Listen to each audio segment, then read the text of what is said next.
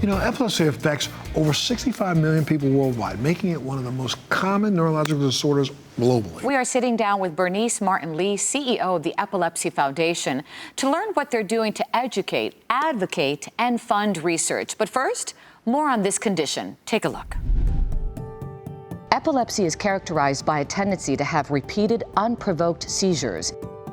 Anyone can develop epilepsy. Surges of electrical activity in your brain can cause recurring seizures. While every brain has the potential to seize, not everyone who has a seizure has epilepsy.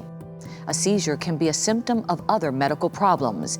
Many people with epilepsy can have more than one type of seizure.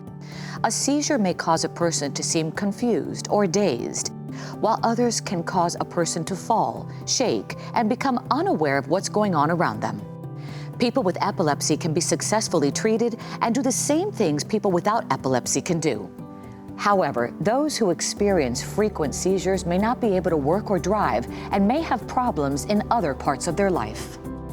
At least 1 million people in the United States have uncontrolled epilepsy. There is still an urgent need for more research, better treatments, and improved quality of life. Well, welcome back, and welcome, B. Thank you so much for being a part of the show today. Thank you for having me today. Absolutely. Well, now, we just learned a lot about the disease itself, about epilepsy. But what causes it? So there's many causes for epilepsy, and it's not the same for any one person.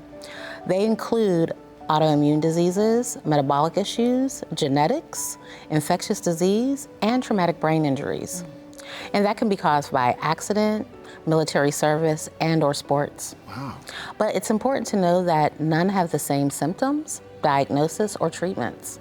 And from what I understand, B, you have epilepsy and you have struggled with seizures. Would you mind sharing your experience? Absolutely. I had my first seizure at the age of 19 in college, on my way to class for a final.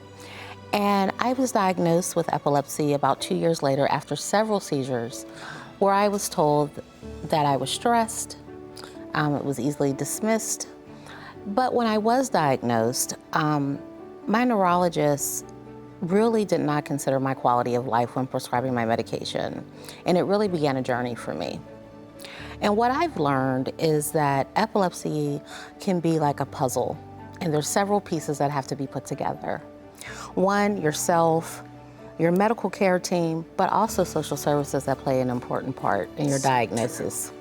But what I would tell anyone, and what I had to learn, is that it's so important to see an epileptologist.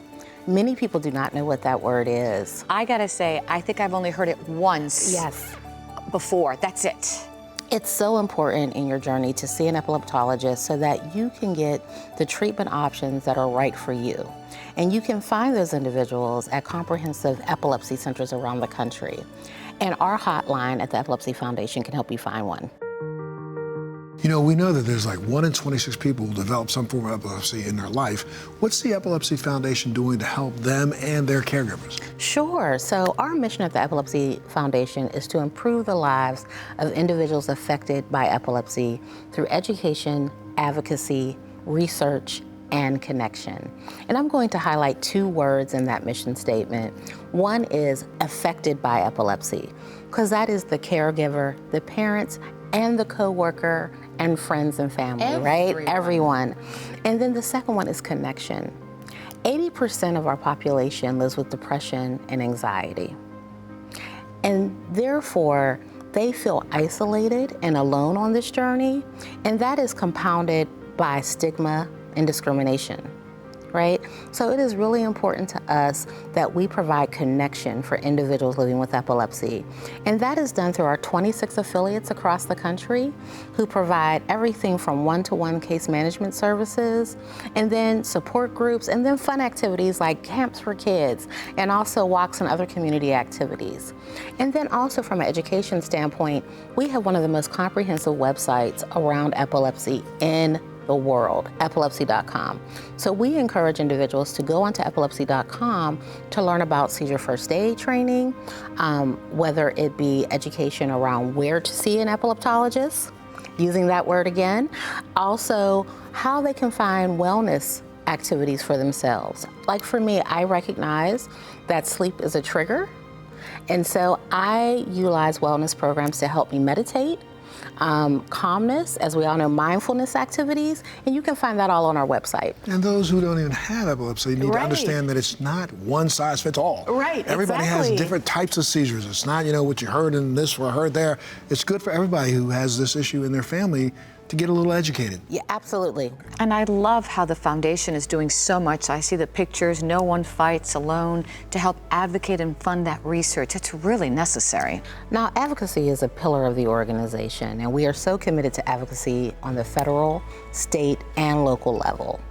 And one of our proudest accomplishments is Seizure Safe Schools. And Seizure Safe Schools is in 32 states currently, and it makes sure that every child in a school setting is safe because it requires that personnel are trained in seizure first aid. Awesome. Knowing that someone is there that can support them if and when they have a seizure is so important and brings so much comfort to them and their family members. So those are the type of advocacy programs we work on, as well as securing funding for our veterans. It's really, really important, particularly with traumatic brain injury, that we continue to advocate with the federal government for additional funding in the VAs around our epilepsy programs. And they're doing amazing things and leading the way for us in so many ways. There have been incredible breakthroughs scientifically, but what about what's going on from an equity standpoint? You look around, I understand that different communities, different demographics face different issues when it comes to epilepsy, right? Absolutely. Did you know that 40% of individuals living with epilepsy are from brown and black communities? Wow. And the one with the least access to comprehensive epilepsy centers around the country. We are committed to epilepsy equity, and it is really important to the foundation that we bring access to all. What's the future look like for people with epilepsy? We are so committed to bringing treatments and devices in a time frame that matters. And we use that term often because while we recognize we will always work towards a cure for epilepsy, that may not come soon enough for families living with epilepsy today. So we have decided to invest in the Neuro Impact Fund at the Epilepsy Foundation. It was created earlier this year with our partners at ISO's Venture Fund and my partner, Wasim Malik, who is a board member of the Epilepsy Foundation and a partner at ISO. And it is meant to create a bridge between research and commercialization. We want to make sure that we are funding projects, therapies, and devices that are going to bring therapies and devices to market faster. We want to make sure that we are improving that quality of life. We're really excited about it, and we're looking for additional investment in it.